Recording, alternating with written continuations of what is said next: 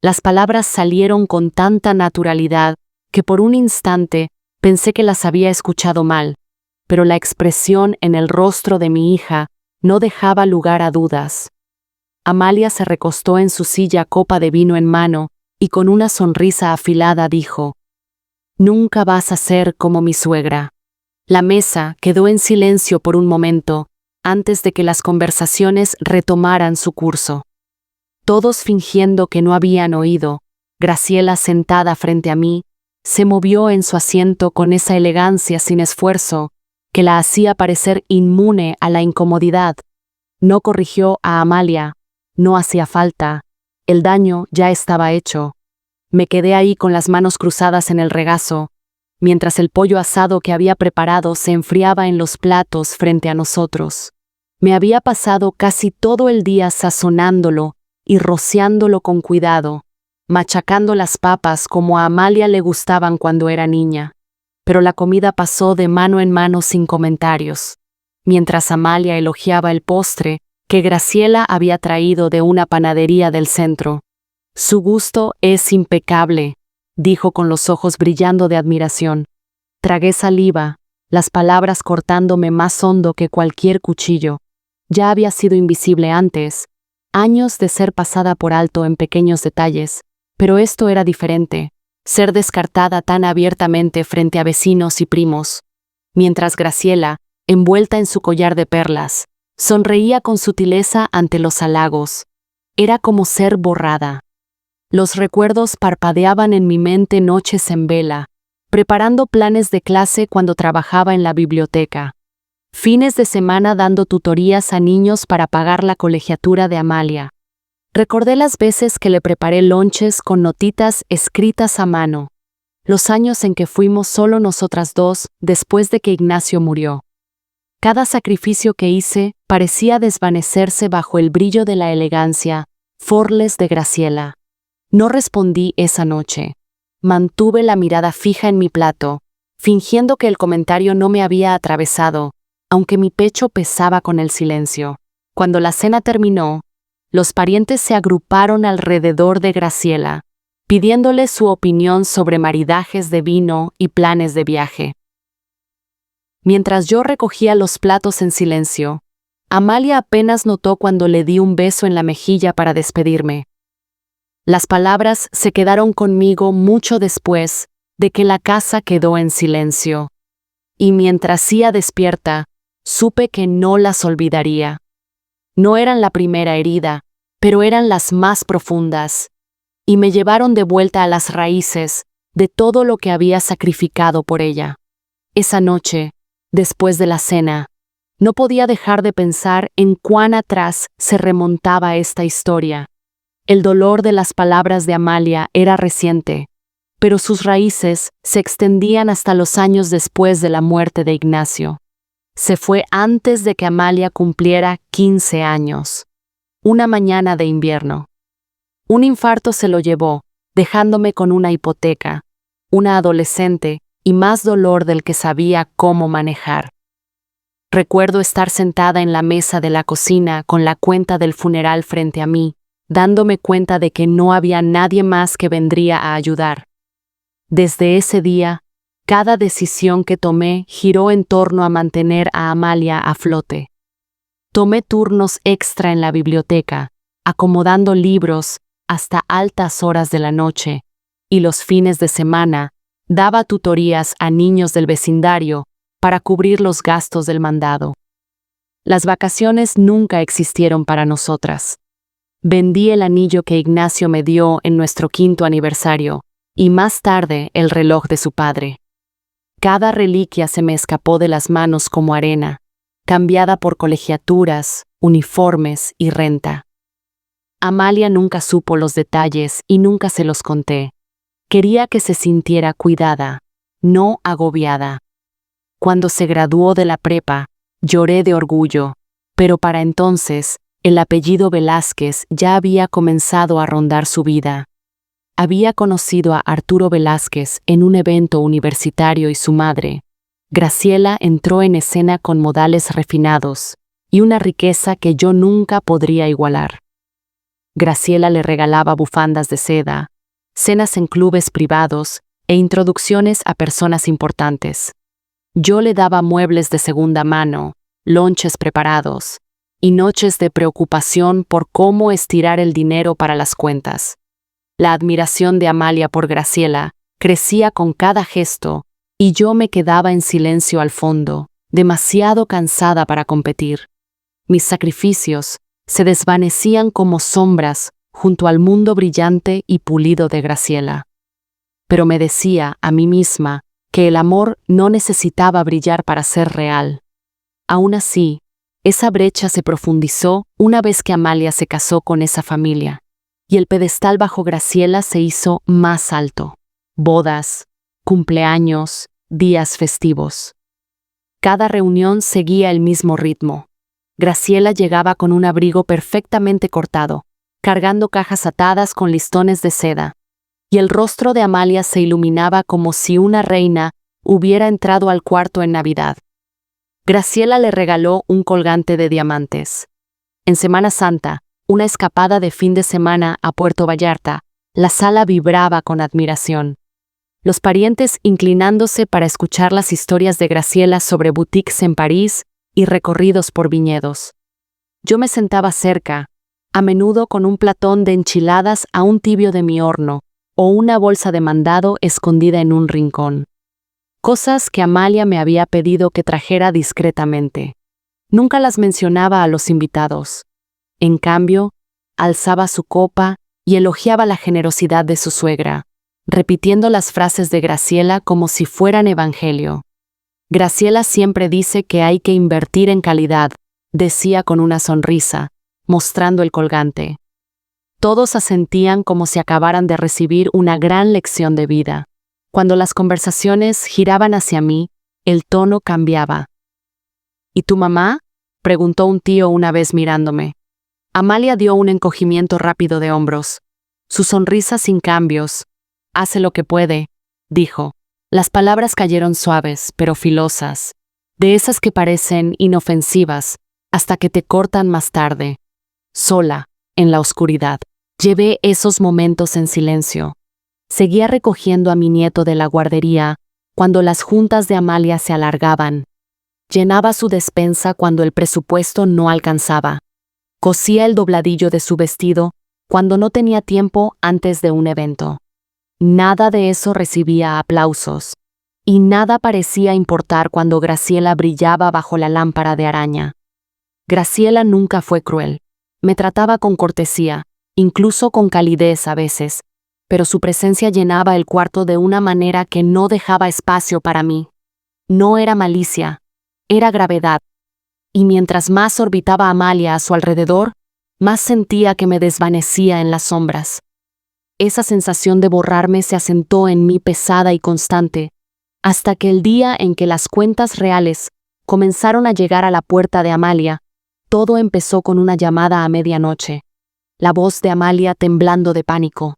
La renta estaba atrasada, las cuentas de luz y agua se acumulaban, y las horas de Arturo en la firma habían sido recortadas.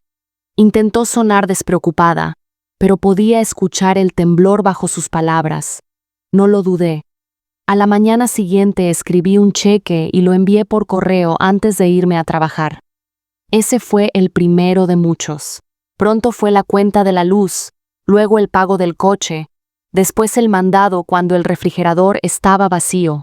Vacié mis ahorros poco a poco, convenciéndome de que era temporal, que una vez que se estabilizaran, podría reconstruir. Cuando mi nieto necesitó medicinas que el seguro no cubría, entregué mi fondo de emergencia sin pensarlo 2 veces. La idea de que él sufriera era insoportable. Graciela la visitaba a menudo durante ese tiempo, llegando con su perfume suave y consejos calmados. Cruzaba las manos y le decía a Amalia que se mantuviera fuerte, que se apoyara en la familia y se enfocara en metas a largo plazo. Amalia sentía ansiosa, absorbiendo cada palabra, pero cuando se trataba de las cuentas apiladas en la mesa, Graciela ofrecía simpatía. No dinero, mis activos están en fideicomisos, explicaba con una leve sonrisa que suavizaba su negativa. Nunca la corregí. Nunca mencioné que mi modesto salario de bibliotecaria mantenía las luces encendidas. Amalia elogiaba la sabiduría de Graciela después de cada visita, repitiendo sus frases como si fueran guía sagrada. Luego depositaba el cheque. Yo había escrito agradeciéndome con un mensaje rápido. Si es que lo hacía, me decía a mí misma que no importaba quién recibiera los elogios, siempre y cuando mi hija y mi nieto estuvieran a salvo. Pero cada vez que la veía alabar los consejos de Graciela, mientras yo contaba monedas para comprar mi propio mandado, el peso de la invisibilidad presionaba más fuerte contra mi pecho. La crisis se prolongó por meses. Cada vez que pensaba que podrían recuperarse, llegaba otro sobremercado como urgente. Pagué, trabajé horas extras, vendí joyas que no había tocado en años, y a través de todo eso, la admiración de Amalia por Graciela solo parecía crecer. Me quedé en silencio, incluso cuando la presión se intensificaba, hasta la noche en que una celebración familiar convirtió mi silencio en algo insoportable. La cena de cumpleaños debería haber sido sencilla: pastel, risas, algunos brindis. En cambio, se convirtió en otro escenario para Graciela. Amalia estaba en la cabecera de la mesa, con las mejillas sonrojadas de alegría, mientras anunciaba que su suegra la había sorprendido con un paquete de vacaciones a Valle de Guadalupe. Una semana completa. Recorridos por viñedos, catas privadas, todo incluido, dijo, su voz brillando de orgullo. Los aplausos recorrieron la mesa. Los parientes se inclinaron preguntando por el hotel, el itinerario, los vinos. Graciela los despachó con un encanto modesto, pero su satisfacción era evidente. Yo observaba desde el otro extremo con las manos descansando en mi regazo. Horas antes de que llegaran los invitados, le había deslizado a Amalia un sobre cubrir las reparaciones de su coche, la última de una serie de rescates silenciosos. Me agradeció con un asentimiento distraído antes de ponerse a arreglar la mesa. Ahora, mientras su voz se alzaba con entusiasmo, sentía que me desvanecía aún más de la vista. Mi gesto era invisible, no mencionado. Mientras el de Graciela brillaba frente a la multitud, entonces alguien hizo la pregunta que siempre parecía colgar como una trampa. ¿Y tu mamá? ¿Cómo está estos días? Amalia no dudó. Alzó su copa hacia Graciela. Sonrió y dijo con ligereza: ella hace lo que puede, pero nunca será como mi suegra. Las palabras me cortaron. Algunos invitados rieron suavemente, pensando que era una broma inofensiva, pero sentí mi rostro calentarse. Yo había sido quien mantuvo su coche funcionando para que siquiera pudiera llegar a esta cena. Yo había sido el respaldo silencioso en cada emergencia, pero todo lo que ella veía, todo lo que quería que los demás vieran era el brillo de Graciela. Me obligué a sonreír, aunque mi pecho ardía de humillación. La charla continuó como si nada hubiera pasado, pero llevé ese comentario conmigo a casa pesado e imborrable. Esa noche, mientras ordenaba recibos en mi mesa de cocina, me di cuenta de que había estado recolectando pruebas todo ese tiempo. Aunque aún no sabía por qué, las noches se volvieron las más difíciles después de largas horas en la biblioteca. Después de dar tutorías a niños cuyos padres apenas podían pagar mi tarifa, llegaba a una cocina que se sentía demasiado silenciosa. Preparaba un té. Me sentaba en la misma mesa donde Ignacio y yo alguna vez planeamos nuestro futuro, y extendía las cuentas que nunca debieron ser mías para empezar. Guardaba una carpeta en la mesa gastada por el uso constante. Dentro había recibos, estados de cuenta, cheques cancelados, todos con el nombre de Amalia, todos pagados desde mi cuenta. Me decía a mí misma que era solo una buena práctica, que una mujer viviendo sola debía mantener sus registros en orden. Pero la verdad pesaba más que los papeles mismos. Era evidencia pura y simple, evidencia de hasta dónde había llegado para mantener a mi hija a flote mientras ella cantaba alabanzas por otra mujer. Algunas noches hojeaba la carpeta como si estuviera probando el peso de mi propio silencio. Marzo, renta, servicios; abril, reparaciones del coche; mayo, medicamentos recetados para el asma de mi nieto. Cada línea contaba una historia de sacrificio que ella nunca vio. Mis ahorros, alguna vez un pequeño colchón para el retiro, se habían reducido a casi nada. Incluso dejé de contribuir a mi pensión, convenciéndome de que las necesidades de Amalia eran más urgentes. Ella no lo sabía. No tenía idea de que había vendido la última joya que Ignacio me dio, ni que me saltaba comidas en el trabajo para estirar el mandado para ella. Yo era la madre que lo intentaba, la madre que nunca podría ser tan pulida, tan generosa como Graciela. Quería creer que mi silencio era fuerza, que el amor significaba dar sin esperar aplausos, pero cuanto más guardaba la verdad en esa carpeta, más pesada se volvía, hasta que parecía presionar cada parte de mi vida. La carpeta nunca dejaba la mesa. Me decía que era por conveniencia, pero en realidad creo que la quería cerca, porque sabía en el fondo que un día el silencio tendría que romperse. Y ese día llegó antes de lo que esperaba. Cuando otra cena trajo palabras que ya no podía soportar, la mesa estaba puesta con cubiertos relucientes y copas de cristal. El toque de Graciela evidente en cada detalle. Ella estaba en el centro, tan serena como siempre, felicitando a Amalia por su reciente ascenso y por lo bien que se desenvolvía en círculos difíciles. Amalia brillaba, absorbiendo la aprobación que parecía importar más que cualquier otra.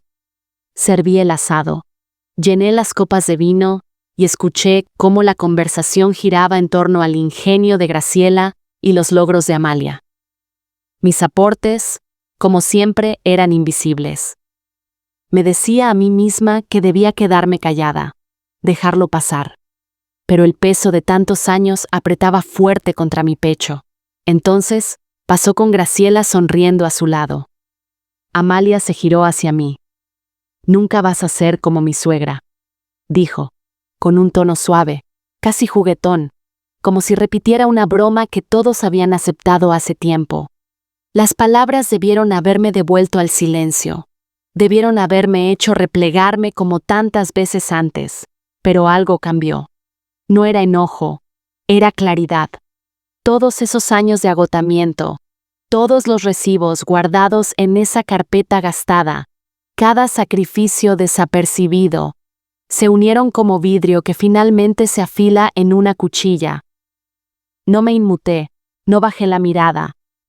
Por primera vez, vi a mi hija con claridad, no como la niña que había protegido, sino como una mujer que ya no reconocía la verdad de su propia vida. Mi voz cuando salió fue firme, más fuerte de lo que esperaba. Las palabras surgieron de un lugar que había estado esperando todo este tiempo. La miré al otro lado de la mesa, a las perlas brillando alrededor del cuello de Graciela, al silencio de los parientes conteniendo el aliento, y hablé.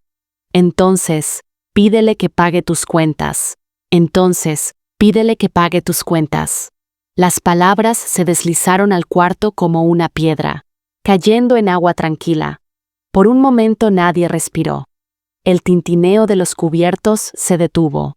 Las miradas se movían entre Amalia, Graciela y yo, quien permanecía inmóvil, su compostura impecable titubeando. El rostro de Amalia se descompuso. «¿Qué?», susurró. Pero no le di espacio para desviar el tema. Metí la mano en mi bolsa y puse una carpeta en la mesa. Mis manos no temblaron. La abrí lentamente, sacando un montón ordenado de papeles que había cargado durante meses. Marzo, la renta, mi cheque, dije, levantándolo. Abril, los servicios, mi cuenta. Otro papel, reparaciones del coche, medicinas, el medicamento para el asma de tu hijo, todo mío. Murmullos recorrieron la mesa. Una tía se inclinó hacia adelante con el ceño fruncido. Los labios de Graciela se abrieron como para hablar, pero volvieron a cerrarse. Amalia permaneció inmóvil con su copa de vino temblando en la mano. Coloqué los recibos en una pila frente a mí. No para ellos, sino para mí misma. Eran la prueba de años que había ocultado.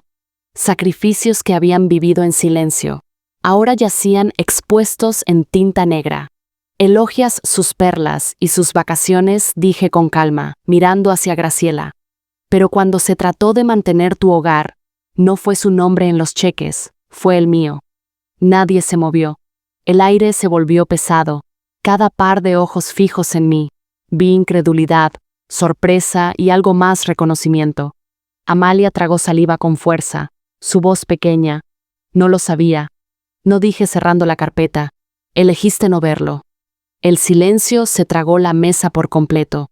Las risas, las charlas, la admiración fácil. Todo se desvaneció. Por primera vez en años. No era la sombra en la esquina. Era la verdad que ya no podían ignorar. Y en ese silencio, el pedestal bajo Graciela comenzó a agrietarse. Amalia abrió la boca, luego la cerró. Su confianza habitual se había desvanecido, dejándola pálida e insegura. Yo no me di cuenta, balbuceó, sus ojos saltando entre los recibos, esparcidos en la mesa y mi rostro. Graciela se movió en su silla, alisando su servilleta, como si buscara la frase correcta, pero no salió nada. Su elegancia, siempre tan firme, flaqueó bajo el peso de números duros y una verdad innegable. Por primera vez, no tenía un comentario ingenioso, ninguna manera elegante de redirigir la atención. Los parientes susurraban entre sí, sus ojos llenos de preguntas. Algunos me miraban con simpatía callada, otros a Amalia con incomodidad. El brillo que normalmente la rodeaba cuando Graciela estaba cerca parecía desvanecerse. No insistí más. Los recibos hablaban lo suficientemente alto. Durante años había sido borrada en las conversaciones, tratada como si mis esfuerzos apenas contaran. Ahora, por primera vez, la sala no podía apartar la mirada. La mirada de Amalia se quedó en mí inquieta. Era como si me viera, no como la madre que lo intentaba, sino como la que había cargado más de lo que ella jamás imaginó. Una fina grieta recorrió el pedestal que había construido para Graciela y podía ver la incertidumbre asentándose. El silencio se prolongó pesado y desconocido, hasta que Amalia finalmente susurró: «Mamá, ¿por qué no dijiste nada antes?» No respondí de inmediato. No había una manera simple de explicar años de elegir el amor sobre el reconocimiento, pero en ese momento podía sentir el suelo moverse bajo nosotras, el primer temblor de algo que se rompía, y lo que se rompió esa noche fue más que el silencio, fue la historia que mi hija había creído toda su vida. Los días que siguieron fueron extrañamente silenciosos. Amalia no llamó de inmediato, y cuando finalmente lo hizo, su voz traía una vacilación que nunca había escuchado antes. Preguntó cómo estaba, si necesitaba algo, tropezando con palabras que antes le salían con facilidad. Graciela también envió una nota cortés, contenida, pero diferente. Por primera vez se dirigió a mí con algo que sonaba respeto, aunque se sentía torpe, como si estuviera aprendiendo un nuevo idioma. No me regodeé ni alimenté el resentimiento. Simplemente seguí adelante. En la biblioteca, mantuve mis horarios. En casa, equilibré mis propias cuentas modestas.